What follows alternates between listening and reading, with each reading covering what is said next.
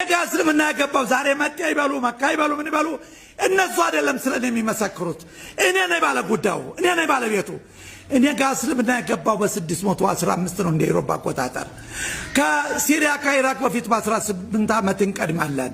ከፈለስቲን በፊት በ21 ዓመት እንቀድማለን ከግብጽ በፊት በ24 ዓመት እንቀድማለን ያው በአምር ብላስ በነጃሽ እጅ በሰለመው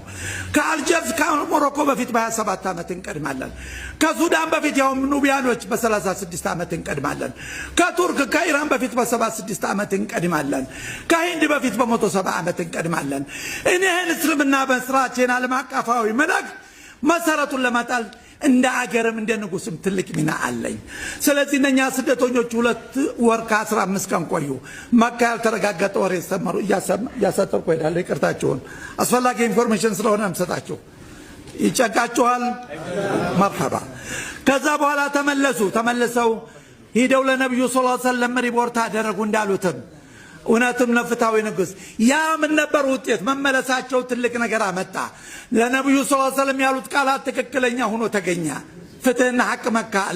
ሀበሻ አለባሉ ያን ጊዜ ያንን የሰሙ ጎርፍ መጣ እስልምናውን ጥሪ ቢቀበል ምክንያቱም ሆነ እዚህ መጠለያ ተገኘ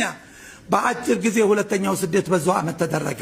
183 ደረሰ ብዛታቸው በአቡ ሙሳ አልአሽዓሪ የሚመራም ከየመን ቀጥታ ወደ ሀበሻ መጣ ስብስቡ የት ሆነ አሁን ሀበሻ ሆነ ማለት ነው ነብዩም ሰለላሁ ዐለይሂ ወሰለም ተረጋግተው ጥሪያቸው ማስተላለፍ ጀመሩ የዛ ውጤት ነበር የነ ዑመርና የነ ሐምዛ ወደ እስልምና መግባት ውጤት የነበረው ባጋጣሚ ምክንያቱም መጠለያ ተገኘ እዚህ ቁረይሾች ምን አቋም ወሰዱ በዚህ ጉዳይ ላይ ያላጠፉት የነበረው ጥሪ በአጠቃላይ ባልተጠበቀ ሁኔታ ሀበሻ ላይ በቀለ ስለዚህ ሂደን ማጥፋት አለብን ምን እናርጋሉ የሀበሻ ንጉስ አራቱ ኃያላን መንግስታት ነበር በጊዜው ኃይለ መጠቀም በነጃሽ ላይ ከአቅም በላይ ነው በምንም አይነት ስለዚህ የፖለቲካ ድርድር ይካሄድ ተባለ ማን ተመረጠ በዛን ጊዜ ዳዕየት العرب ወይም የአረቡ የዘመኑ ኬሲንጀር የሚባለው አምር ብን አስ ድርድሩን እንዳካሄድ ተደረገ እንዲመራ ኮሚቴውን እሱ ተደረገ እቅዱ ብላኑ ወጣ ስጦታው ወጣ ጉዞውን ጀመረ አምር ብን አስ ምንም እንኳን መሰረቱ ሀበሻ ቢሆን በእናቱ እድሜ ልኩን ተሸነፈ አያክም ድርድር ብቸኛ ያሸነፈው ግን ነጃሽ ነበር ማለት እንችላለን ከዛ መጣ መጀመሪያ የተገናኘው ቀሳውስቶቹ ጋር ነበር ስጦታውን ሰጠ በሁለተኛው ቀን ክርክሩ ሊጀምር ነው ቤተ መንግስት ማለት ነጃሽ ቤተ መንግስት ሳያቸው ሳያነጋግራቸው እንዲመልሳቸው ነበር እቅዱ ግን አልሆነም ነገሩ አሁን ችሎት ሊጀምር ነው ኡስታዝ ካሚል ሸምሱ አቦዬ የህግ ባለሙያ ስለሆነ የፍትህን ጉዳይ የፍርድ ቤትን ጉዳይ ታውቃለህ ነጃሺ ዳኛ ነበር አምር ብን አስ ከሳሽ ነው ጃዕፈር ስደተኞቹን ወክሎ ተከላካይ ነበር ዲፋ ሌሎች ቀሳውስቶቹ ምስክር ነበሩ ችሎቱ ተጀመረ ተሰማ ከዛ በኋላ ነጃሺ ወደ አማካሪዎቹ ዞር ብሎ ምን ይመስላችኋል አሏቸው እኛ ምን ይመለከተናል ችግሩ የተከሰተው መካ በቋንቋ እንገናኝ በባህል እንገናኝ በምን አንገናኝ ተይዘው ይሰጡት ምክንያቱም በልተዋል ቀደም ብለው اذا اكلت البطون تستاهل العيون ነው ከዛ በኋላ አላደርገውም አለ እሲ ነጃሺ ያንን ሰብቶ ውሳኔ ቢሰጥ መካ ውስጥ ሌላ ገመድ ተንጠልጥሏል የሀገር ሚኒስትር ይዘው የወጡ ከሃዲዎች ተብለው ሊሰቀሉና መቃጣጫ ሊሆኑ ነበር የታሰበው ስለዚህ አላደርገውም አለ ሳላነጋግራቸው ያመጡትን እምነት ሳላቀው ምን እንደሆኑ ለምን እንደሚመረጡኝ አላደርገውም ማለት ጥሩልኝ አለ ችሎቱ ተጀመረ ተነበበ ተሰማ ከዛ በኋላ የውሳኔ ሐሳብ ሊመጣ ነው ውሳኔው ምን ነበር ዛሬ የተባበሩት መንግስታት በአንደኛው ክፍለ ዘመን ያልነበረበት ያልደረሰበት ችግር አጋጣሚ ይሄንን ጉዳይ አልሙስተቂላ የሚባል ቻናል ዶክተር መሐመድ አልሐሺሚ ወዳችን ለንደን አለ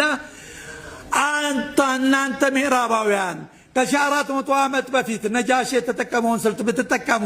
የተሻለ አይሆንም ወይ በአለም ፍትህ ለማምጣት አላቸው እንግዲህ የመሰከሩ ለመጡት ማለት ነው በዛ ውሳኔያቸውን ሴቱ አንደኛ የሴቶች ተሳትፎ ነበር መካ ውስጥ ግን ሴት ተረሸል ነበር በዛን ጊዜ ሁለተኛ ክሱ ተሰማ ውሳኔ ተሰጠ በውሳኔው ምን ተወለደ የፖለቲካ ጥገኝነት የሰብአዊ መብት ማስከበር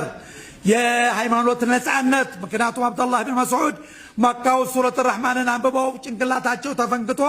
ደማቸው ፈሷል ስለዚህ እዚህ ግን በቤተ መንግስት ተነበው በነበር የተራጩበት ቁርአንን በማክበር ማለት ነው ቁርአን የተከበረበትን አገር ዛሬ መጥቶ የአማራ ክልል መስጊድ ማቃጠል ማለት ይሄ ፍጥራዊነትን መካድ መሳት ማለት ነው። ለማንኛውም እነኚህ ደንቦች ተወረዱ። የፖለቲካ ጥገኝነት፣ የሃይማኖት እኩልነት፣ የሃይማኖት ድርድር፣ የሴቶች መብት እኩልነት። ከዛ ቀጥሎ ዋናው የዓለማችን በሽታ ሙስና መዋጋት ነው። ሙስና ነው ዓለምን ያጠፋው። ከዛ በኋላ ያም ያመጣልኝ ወርቅ የጋራ ያህል ወርቅ እንኳን ብሰጠኝ እነኚህን ሰዎች አላስረከብም ይዘህ ተመለስ አለው። እናንተ ሹሞች ናችሁ በአገሬ ነው ያላቸው። ሹም ማለት ፈላጭ ቆራጭ። መጠለያ ተደረገላቸው፣ ምግብ ተደረገላቸው። 16 ዓመት ሲቆዩ እዚህ ሀገር አንዳቸውም አልተፈነከቱም፣ አንዳቸውም አልተደፈሩም። 15 ወንዶች 5 ሴቶች ተወልደዋል። 10 ወንዶች 5 ሴቶች ሙተው እዚሁ ሀገር ተቀብረዋል። የኢትዮጵያ መሬት ይሄንን አጽማቸውን አቅፋ ትገኛለች። ከዛ በኋላ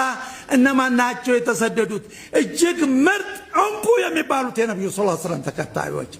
ከልጆቻቸው ሩቅያ፣ ከሚስቶቻቸው ሰውዳ ቢንት ዘማ፣ ረብላ ቢንት አቢ ሱፊያን፣ ኡሙ ሰለማ እናገኛለን። ከኹለፋው ራሽዲን ዑስማን ብን አፋን። يا أخي يا عثمان بن عفان بتشا دعاء رجل تستحي منه الملائكة إذا أجر ما تطلع لو دعاء رجل بتشا بريت يورك يورك بابن عينك. جعفر بن طالب تدبلوا ما سوج كعلماء عبد الله بن مسعود كداعية أبو موسى الأشعري بجنة كتسرت عبد الرحمن بن عوف الزبير بن العوام. እነኚህ እናገኛለን። እንግዲህ ያስተናገደቻቸው ሀገር እጅግ ምርጥ ሷሃቢዎች የሚባሉት ናቸው።